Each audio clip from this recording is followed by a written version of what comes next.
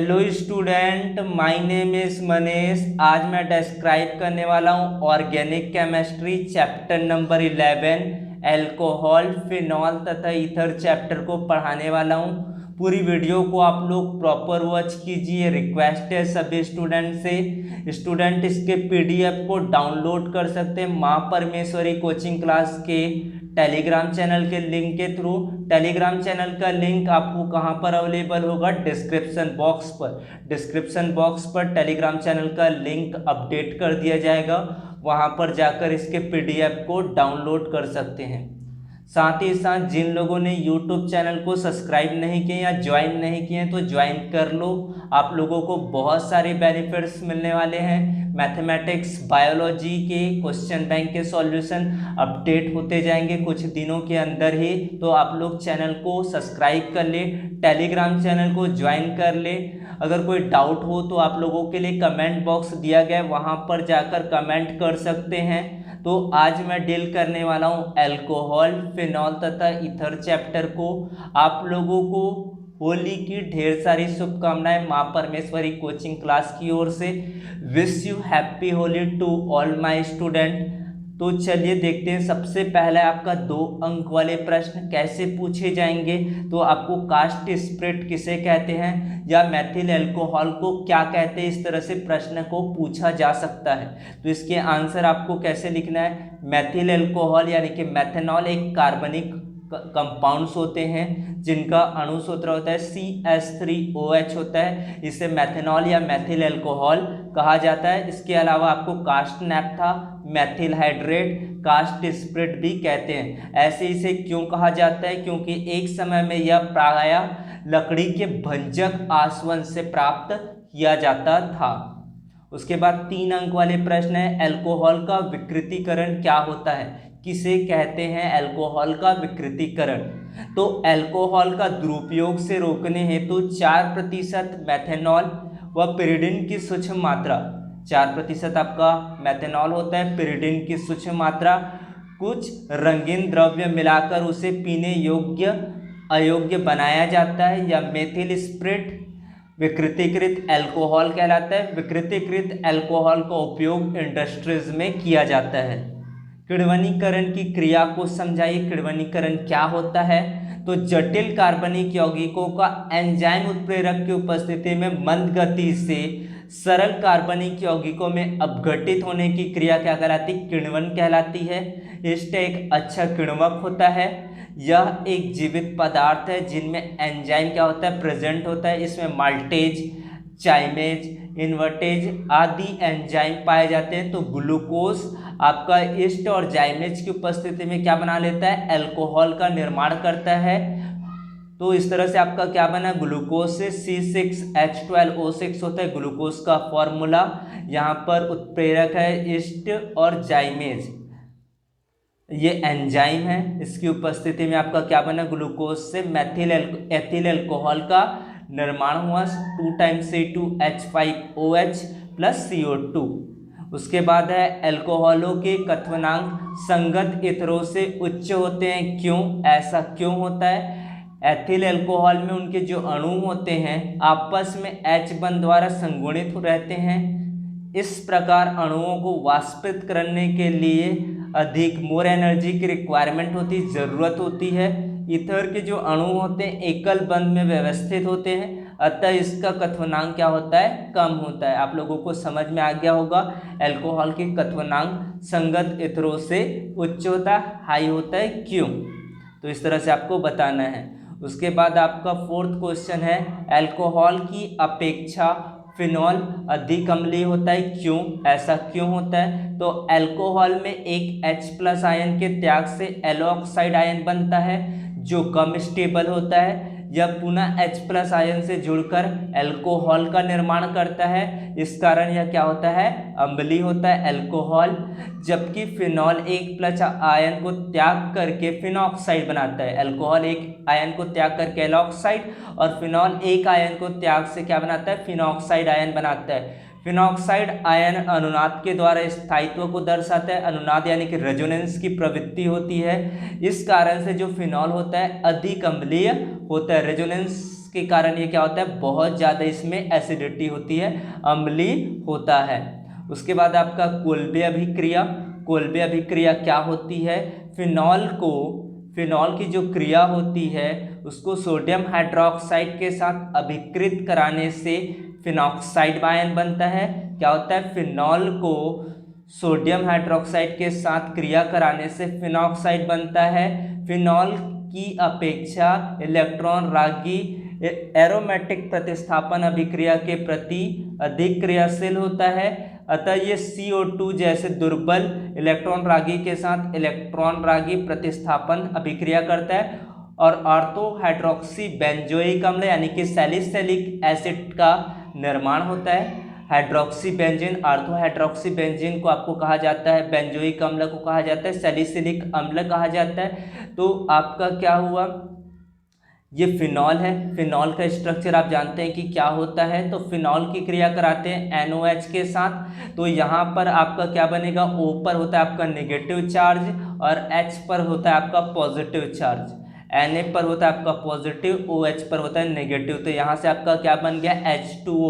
तो सबसे पहले आपका बना पहले फिनॉक्साइड, और फिनॉक्साइड को पुनः आप CO2 की उपस्थिति में क्रिया कराओगे तो यहाँ से क्या होगा, इलेक्ट्रॉन रागी प्रतिस्थापन अभिक्रिया होता है और आर्थो पोजीशन पर आपका जुड़ जाता है COOH। तो यहाँ से आपका क्या बना, हाइड्रोक्सी ऑर्थो हाइड्रोक्सी बेंजोइक अम्ल, जिसको सैलिसिलिक एसिड कहा जाता है। उसके बाद है Raymond teamer reaction. Raymond teamer reaction क्या होता है, फिनॉल की सोडियम हाइड्रोक्साइड की उपस्थिति में अभिक्रिया से बेंजीन में CHO समूह ऑर्थो स्थिति पर प्रवेश कर जाता है। इस अभिक्रिया को रायमंड टीमर रिएक्शन कहते हैं। तो आपको फिनॉल है, फिनॉल की क्रिया करा रहे हैं, फिनॉल को सोडियम हाइड्रोक्साइड की उपस्थिति में क्लोरोफॉर्म की उपस्थिति में इसकी क्रिया कराते हैं, तो आपको क्या बन जाता है, आप लोग देख रहे हैं यहाँ पर मध्यवर्ती क्रिया होती है और सैलिसाएल्डिहाइड का निर्माण होता है। आप लोगों का प्रतिस्थापन मध्यवर्ती में आपका बेंजिल क्लोराइड क्षार की उपस्थिति में अपघटित होकर क्या बनता है, सैलिसाएल्डिहाइड का निर्माण होता है। उसके बाद अगला प्रश्न है युग्मन अभिक्रिया क्या होता है, तो डाइएजोनियम लवण क्रियाशील यौगिक जैसे कि फिनॉल और एरोमेटिक एमिन के साथ ठंडे विलयन में अभिक्रिया करके एजो यौगिक, सामान्य सूत्र होता है aromatics single bond and double bond and aromatics यानी कि एरिल समूह, सामान्य सूत्र होता है, दो एरिल समूह होते हैं और उन दोनों के बीच में नाइट्रोजन के बीच में होता है डबल बॉन्ड होता है। यह अभिक्रिया युग्मन रिएक्शन कहलाते हैं। तो अपन इसको उदाहरण के माध्यम से समझते हैं। तो उदाहरण के माध्यम से बेंजीन डाइएजोनियम क्लोराइड का फॉर्मूला देख रहे हैं। इसको फिनॉल के साथ रिएक्ट कराएंगे क्षारीय माध्यम में, जहाँ पर pH की वैल्यू 9 से 10 होगा। तो यहाँ से आपका HCl निकल जाएगा, तो यहाँ से बना आपका एरिल समूह, दो बार आपका एरिल समूह आ जाएगा और बीच में नाइट्रोजन और नाइट्रोजन के बीच में डबल बॉन्ड होगा। इसका नाम होता है पैरा हाइड्रोक्सी एजोबेंजीन, जो आपका ऑरेंज डाई होता है यानी कि नारंगी रंजक होता है। तो एक बार आपको फिर से बता रहा हूँ, युग्मन अभिक्रिया क्या होता है, डाइएजोनियम लवण क्रियाशील यौगिक फिनॉल और एरोमेटिक एमिन के साथ ठंडे विलयन से क्रिया करके क्या बनाता है, एजो यौगिक बनाता है। इसी को युग्मन अभिक्रिया कहते हैं। बेंजीन डाइएजोनियम क्लोराइड का फॉर्मूला यहाँ पर आप देख रहे हैं स्क्रीन पर। इसको फिनॉल से क्रिया करा दो तो आपका क्या बन जाएगा, HCl आपका बाहर निकल जाएगा और बनता है पैरा हाइड्रोक्सी एजोबेंजीन का निर्माण होता है। उसके बाद है डाईइथिल ईथर का 3 उपयोग बताना है। तो डाईइथिल ईथर का आपका उपयोग याद होना चाहिए। यह एक कार्बनिक विलायक होता है जो ब्रोमीन, आयोडीन और अन्य हैलोजन को भंग करने के लिए उपयोग में लाया जाता है। ईथर का प्रयोग प्रयोगशालाओं में कई प्रयोग को सिखाने में किया जाता है, जैसे कि मेंडल के आनुवंशिकी के नियमों के प्रदर्शन में ईथर का उपयोग एक हाथ और फेफड़े के बीच रक्त परिसंचरण का मूल्यांकन करने के लिए भी किया जाता है। उसके बाद फिनॉल और अल्कोहल में क्या अंतर होता है, तो फिनॉलिक गंध होती है, अल्कोहलिक गंध होती है, जबकि अल्कोहल में अम्लीय प्रकृति के कारण क्षारों के साथ लवण बनाता है, उदासीन प्रकृति के कारण क्षारों के साथ लवण नहीं बनाता है। फेरिक क्लोराइड के साथ लाल रंग उत्पन्न करता है, फेरिक क्लोराइड के साथ ये रिएक्शन नहीं करता है।